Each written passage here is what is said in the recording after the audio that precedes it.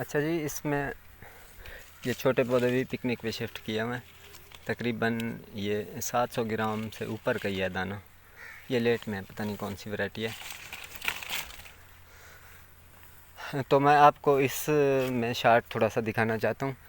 जो ये हमारा पिकनिक पे है और ये एक ही एकड़ में दरमियान में लाइन निकाल के, तो जैसे तकसीम होती है उस हिसाब से मैंने तकसीम किया हुआ। ये हमारा पिकनिक का आपने देख लिया।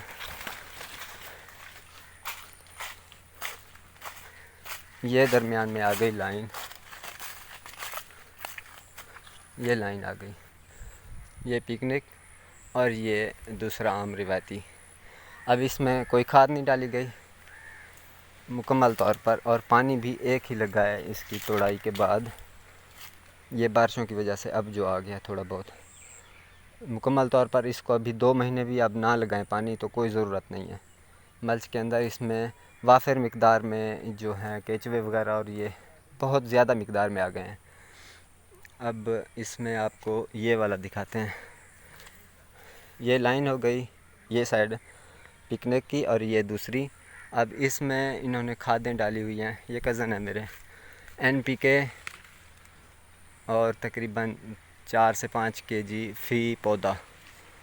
और इसकी नई शाखों की आप ये ग्रोथ देख सकते हैं, इसका कलर और इसकी टिप आखिर से सूख रही है। वैसे भी पौधे की खुशनुमाई आप देख सकते हैं कि कितनी है। इसकी कलर जो नई शाखों का कलर है वो भी येलो है, और इसका जो नई शाखों की अगर साइज़ देखें तो 5 से 4 से 5 इंच 6 इंच, जबकि इसी के साथ ही एक ही दिन का लगा हुआ एक ही ज़मीन बाग, और इसकी ये जो शाखें हैं ये तकरीबन 1-1 फुट से भी क्रॉस कर गई हैं, और इसको कोई खाद वगैरह नहीं दी गई। तो फ़ी एकड़ खादों की बचत में अगर देखें तो 25 से 30,000 रुपये खादों की बचत है। और ये अब पटाई के बाद इन्होंने तुड़ाई के बाद 4 पानी ये लगा चुके हैं, जबकि मैंने एक ही लगाया है।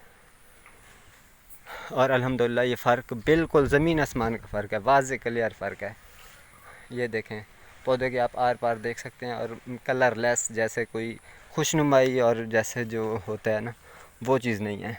लेकिन इसमें अल्हम्दुलिल्लाह बहुत ही खूबसूरत और प्यारी इसकी ग्रोथ, कलर, इसकी शाखें बहुत लंबी लंबी। अल्हम्दुलिल्लाह बस यही थोड़ा सा फ़र्क दिखाना था।